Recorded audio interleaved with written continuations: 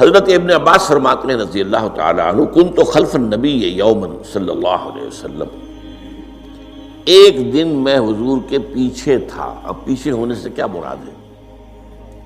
گمان غالب یہ ہے کہ سواری پر، جس کو ردیف بھی کہتے ہیں، واللہ عالم یہ بھی ہو سکتا ہے کہ چلتے ہوئے پیچھے پیچھے چل رہے ہیں، ادب کے ساتھ۔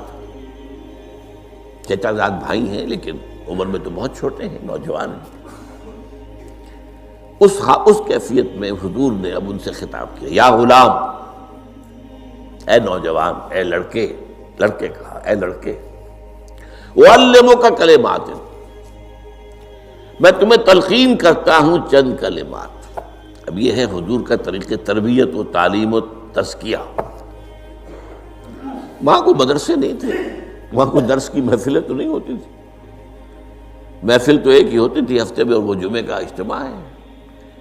باقی حضور کی صحبت ہے، فجر کی نماز کے بعد بھی آپ بیٹھے ہیں، صحابہ بھی بیٹھ گئے ہیں، کچھ گفتگو ہو رہی ہے، اسی میں تربیت، اسی میں تعلیم، اسی میں تزکیہ۔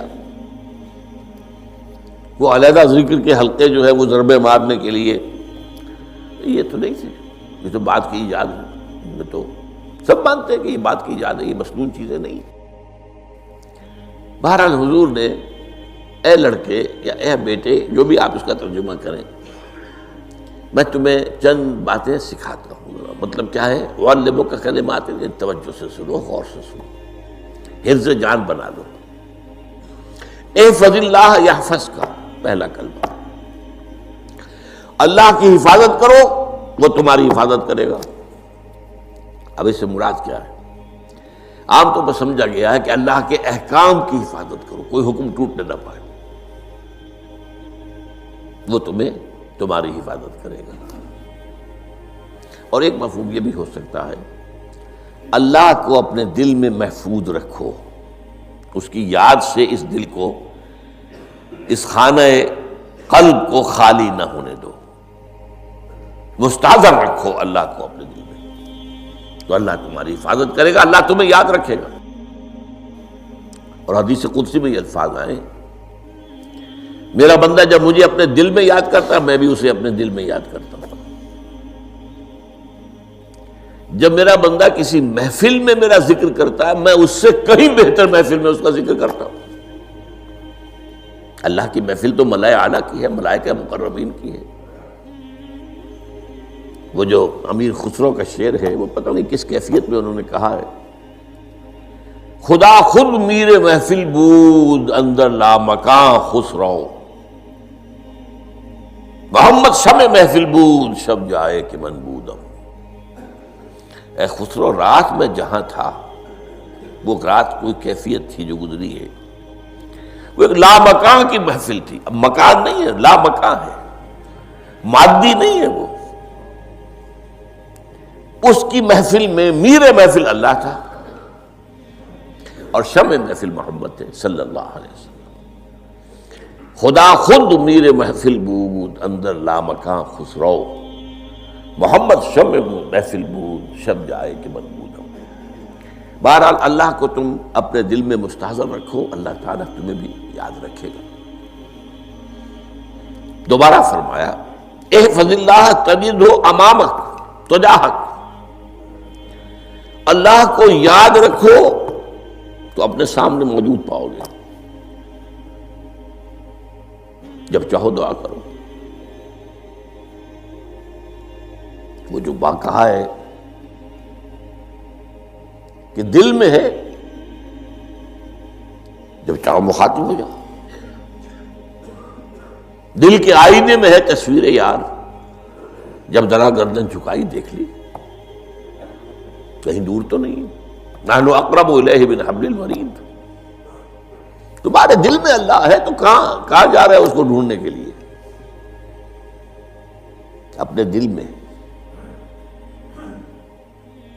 وہ جو بے دل نے کہا ہے، ستم استگر حوست کا شبد کہ بے سیر سر و سمندرا، تجھے غنچہ کم نہ دمیدئی در دل کشا بچمندرا۔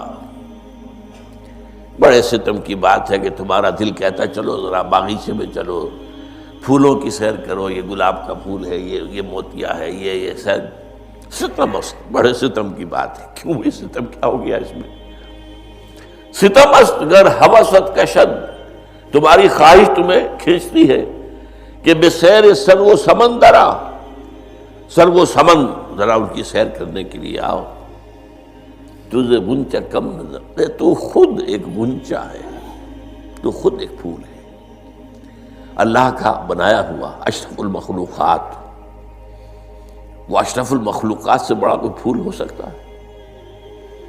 تجھے غنچہ کم نہ دمیدئی، در دل کشا، اپنے دل کا دروازہ کھولو، بچمن درا، اس کے اندر جو چمن آباد ہے وہ کیا ہے؟ روح ہے، دل مسکن ہے قلب، قلب مسکن ہے روح کا، تو احفظ اللہ تجد ہو امامک یا تجاہک، اپنے سامنے موجود پاؤ گے، اذا سالتا فاسأل اللہ، اب آ گیا وہ مرکزی مضمون، دیکھو جب مانگو اللہ سے مانگو، غیر اللہ کے سامنے ہاتھ دراز کرو ہی مت۔ ایک حدیث میں آتا، یعنی حرام نہیں ہے، دنیاوی قواعد اصول قوانین کے تحت کسی سے مدد چاہنا، کوئی سوال کرنا حرام نہیں ہے، وہ تو میں نے کہا کہ اس پر اصرار آپ کریں گے تو اس میں بو پیدا ہو جائے گی، بدبو پیدا ہو جائے گی شرک کی، لیکن آپ سوال کریں، مدد لیں، اسی پر دنیا قائم ہے، ایک دوسرے کے ساتھ تعاون کے ساتھ۔ لیکن اونچا مقام کیا ہے؟ کسی سے سوال مت کرو سوائے اللہ کے، یہاں تک کہ جوتے باندھنے کا تسمہ تمہیں درکار ہے تو بھی کسی سے مت مانگو، اللہ سے مانگو،